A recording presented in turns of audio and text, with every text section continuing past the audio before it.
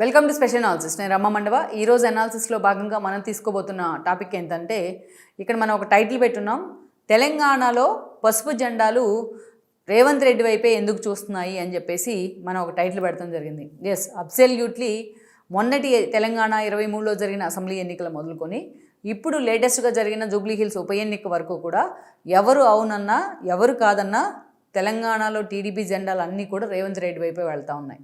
ఎందుకు ఈ పరిస్థితి వచ్చింది?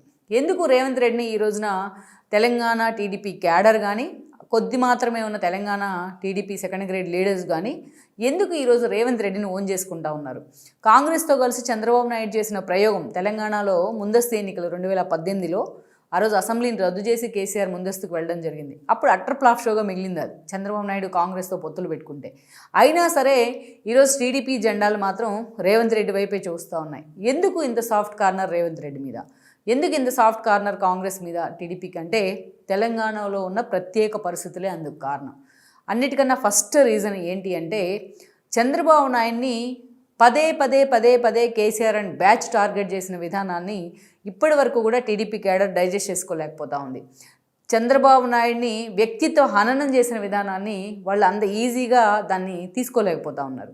చంద్రబాబు నాయుడు ఆఖరికి 52 రోజుల పాటు జైల్లో ఉంటే ఆయనకు అరెస్టుకి నిరసనగా కార్యక్రమాలు చేస్తూ ఉంటే వాళ్ళ మీద కేసులు పెడతాం జరిగింది ఆ రోజు బీఆర్ఎస్ గవర్నమెంట్.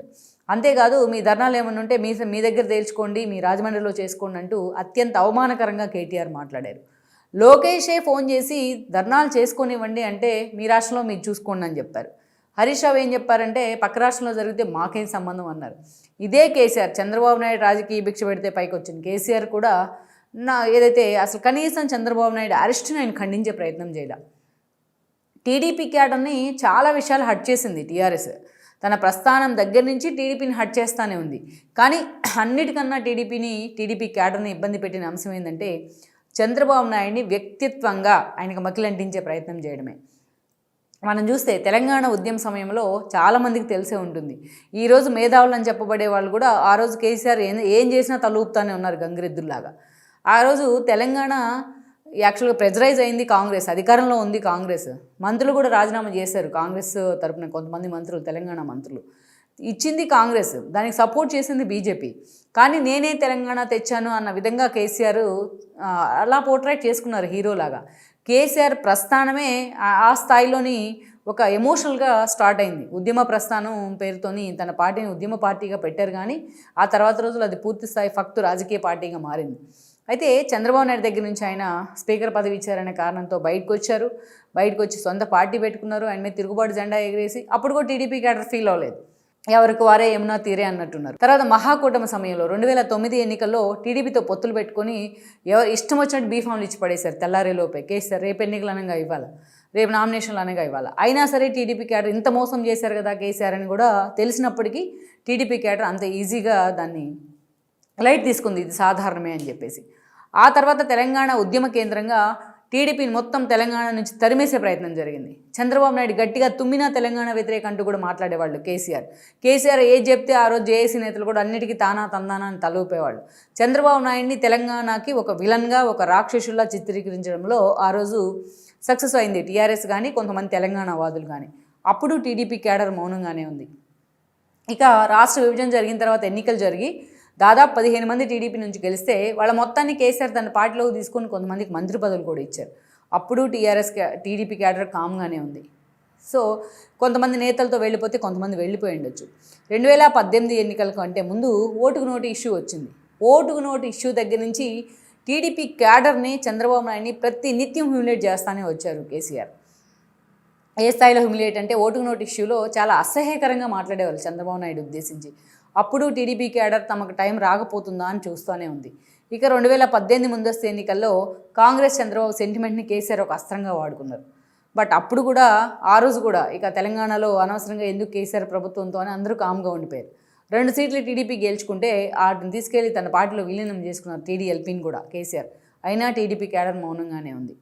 కానీ ఎప్పుడైతే రిటర్న్ గిఫ్ట్ పేరుతోని హడావిడి చేశారు కేసీఆర్ ఏపీలో వెళ్ళి, సో ఆ హడావిడి చేసినప్పుడు కేసీఆర్ అధికారంలో ఉన్నారు కాబట్టి టీడీపీ క్యాడర్ ఏం చేయలేని పరిస్థితిలో ఉంది. అక్కడి నుంచి మనం చూస్తే అత్యంత కీలకమైన చంద్రబాబు నాయుడు అరెస్ట్ జరిగింది. ఈ అరెస్టు టీడీపీ క్యాడర్, టీడీపీ అభిమాని అని ప్రతి వ్యక్తిలో నరనరాన ఆవేశాన్ని నింపింది.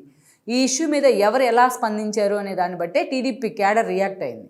సో అప్పుడు రేవంత్ రెడ్డి దీన్ని ఖండించే ప్రయత్నం చేశారు, కాంగ్రెస్లో ఉన్నప్పటికీ, ముఖ్యమంత్రి రేసులో ఉన్నప్పటికీ.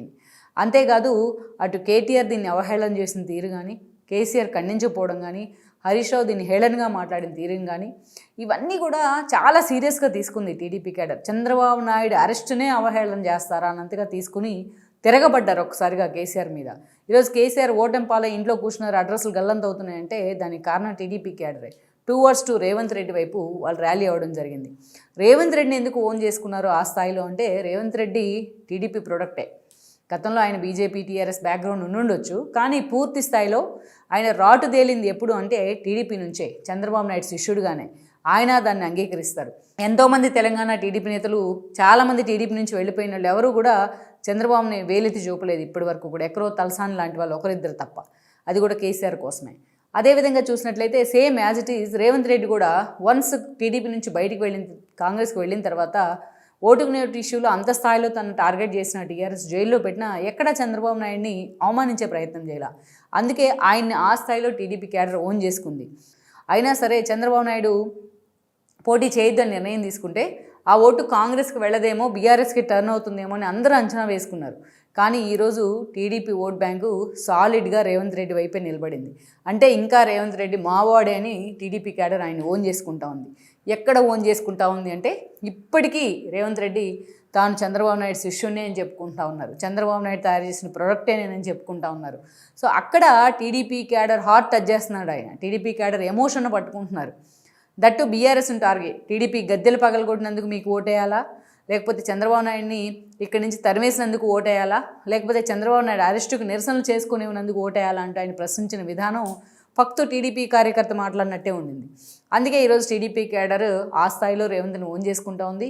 ఆ స్థాయిలో పసుపు జెండాలు రేవంత్ రెడ్డికే జై కొడతా ఉన్నాయి. అక్కడ కాంగ్రెస్కి జై కొట్టట్లా, రేవంత్ రెడ్డి వైపే పసుపు జెండాలు వెళ్తూ ఉన్నాయి. సో మొత్తానికైతే ఆ స్థాయిలో టీడీపీ క్యాడర్ మనోగతాన్ని పట్టుకోగలిగారు రేవంత్, ఎందుకంటే ఆ పార్టీ నుంచి వచ్చిన వాళ్ళు కాబట్టి. మరి ఇప్పుడున్న ఈక్వేషన్లో ఈ టెంపో ఇంకెన్ని రోజులు ఉంటుంది అనేది తెలంగాణ రాజకీయాల్లో మనం చూడాల్సి ఉంది. ఈ వీడియో మీకు నచ్చినట్లయితే please share, like and subscribe.